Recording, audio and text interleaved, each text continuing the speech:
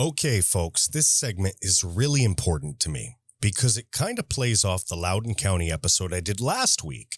And if you haven't heard it yet, you can easily go to www.americanreveille.com, that's REVEILLE.com, and hit one of the two green buttons right at the top. They're big, they're green, they're right at the top. One's for listening to the American Reveille, the other's for watching the American Reveille. The choice is yours.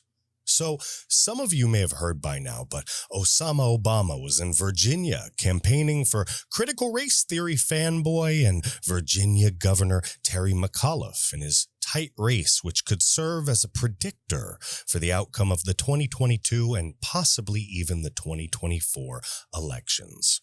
I talked a lot in this episode about the left's ability to gaslight everyday Americans in every which way they can and at every chance they get. Well, Obama's the Mac Daddy of the gaslighting. The amount of gaslighting flowing forth from Obama can only be compared to the amount of gaslighting in a poor 16-year-old's Honda Civic. You've got to remember, Obama has a history with the entire progressive agenda, starting with his relationship with Bill Ayers. Bill Ayers, the convicted terrorist pardoned by Bill Clinton. Bill Ayers literally invented Common Core, the framework our public education system uses. Are you starting to put the pieces together yet? These aren't just coincidences. Last year, I interviewed H.G. Gurner, the unfortunately undiscovered author of United States Socialist Republic, a book that literally explains much of what's happening in our schools and institutions today. The book included a really good amount of information on Bill Ayers. His name is spelled Ayers. So when you read it, you want to say Ayers like a frickin' pirate instead of Ayers. Bill Ayers, and it was an easy, short read. His book was easy to read. It was very informative. It wasn't too long. It got to the point, and it really, really gives you some information you may not be privy to.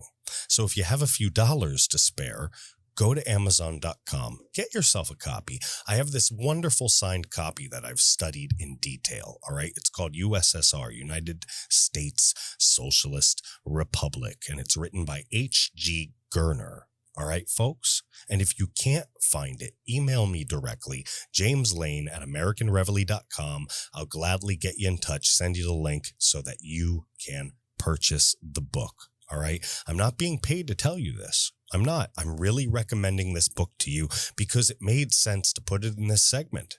That's it. I liked the book. I read it. I found it informative, and I think you'll find it valuable as well. All right, folks? So listen to how outrageous this is. Listen, it's like I keep saying. We're now two different tribes with two different sets of core values. It's literally like Barack Obama lives in an alternate reality where none of the stuff that's actually happening seems to be happening. Though one could argue that Obama is so rich that he actually does live in an alternate reality. So this is from nationalfile.com. Former President Barack Obama delivered a campaign speech in support of Virginia Governor Terry McAuliffe on Saturday as the state's razor-close gubernatorial race enters the stretch. Obama decried Trump's rhetoric while also denouncing phony culture wars as a distraction. The former president's comments were seemingly in reference to the backlash against leftist initiatives in public school, namely critical race theory. Quote, "We don't have time to be wasting on these phony, trumped-up culture wars, this fake outrage that the right-wing media peddles to juice their ratings." Wow. Obama said that to a crowd in Richmond. He then chastised GOP challenger Glenn Youngkin for not talking about serious issues that affect serious people. You hear that, folks? Phony culture wars. Thousands upon thousands of fired Americans due to vaccination status. Phony. Thousands upon thousands of Americans losing everything to inflation and going hungry. Phony. Hundreds of backed up ships, skyrocketing gas prices, no food on the shelves. Phony. At least it's phony in Martha's Vineyard, right? And just like the superintendent of schools for Loudon County, Virginia said to Steve Smith, the father of a 15-year-old girl brutally raped by an LGBTQ student, phony, phony, phony, phony. So here's a little more of Obama's phony alternate reality. His statement was given not far from Stonebridge High School in Loudon County, Virginia, where a young girl was raped by a boy wearing a skirt in a girl's bathroom.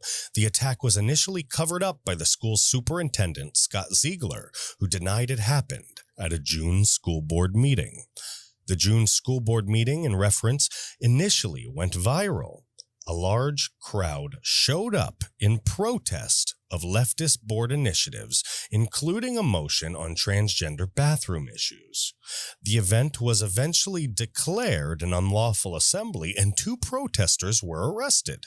The incident was then used as an example of the supposed threats of violence against the school board members, which ultimately resulted in the creation of that FBI task force, the one that's talking about going after parents as terrorists. Yeah, they used this. Though not known at the time, one of the 2 protesters arrested was the father of the girl who was raped, Scott Smith, who was ultimately dragged out of the meeting. He had hoped to address the issue, but he was never allowed to speak. This prompted Ziegler to deny the assault and then accuse the protesters of creating a straw man in order to justify their opposition to the proposed transgender policies. And for those who haven't heard the entire Loudon County story yet, it's absolutely important that you do. These extreme incidents are beginning to sprout up across the country wherever evil woke policies have taken root. All right? I mean, think about it. Could you have ever imagined a boy in a skirt being protected after brutally raping a 15-year-old girl? How is this acceptable? What reality do lefties live in where they think that this is okay? Please tell me. Please tell me now, what would have happened to the boy in a skirt if this took place when you or I were in high school? I want to know. Let me know. Tell me.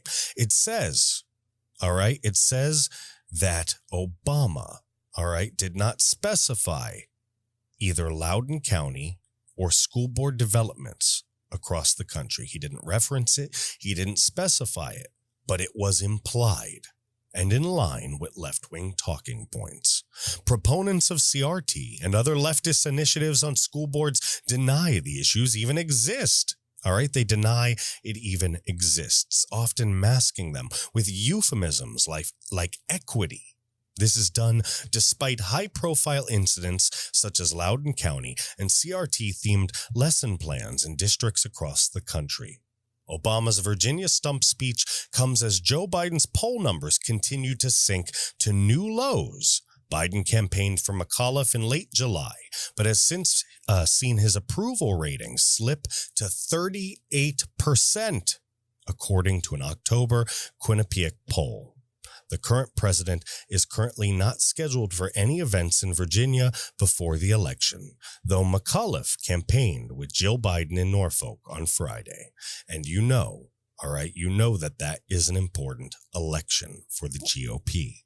And look, saying that Obama did not specifically reference Loudon County, at least to me, is like saying that Biden parading around that handicapped man named Brandon had nothing to do with the NASCAR stadium chants or any of the other college football or other sports stadium chants of "Let's Go Brandon," right? It had nothing to do with it whatsoever. It's all smoke and mirrors. It's all cries. It's all lies. Obama gave a speech that was pretty much down the road from the Loudon County incident to talk about woke ideology, while throwing away the truth and replacing it with what? Replacing it with equity. Ooh.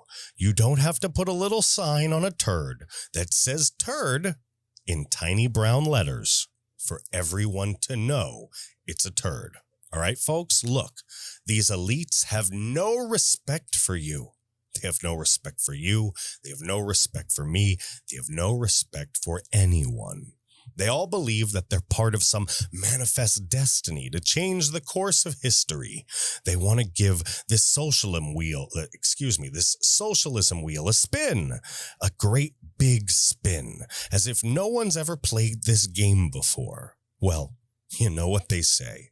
Play stupid games, win stupid prizes. I appreciate you guys hanging out with me today. The final segment's coming right up, followed by the close of the show that'll tie this whole thing together, all right? So stick around because we'll be right back after a few short words.